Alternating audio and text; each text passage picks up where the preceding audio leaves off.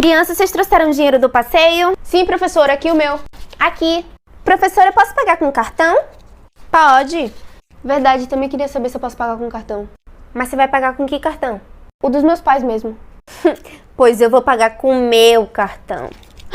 Ela tem cartão? Você tem seu próprio cartão? Uhum. Meu Deus.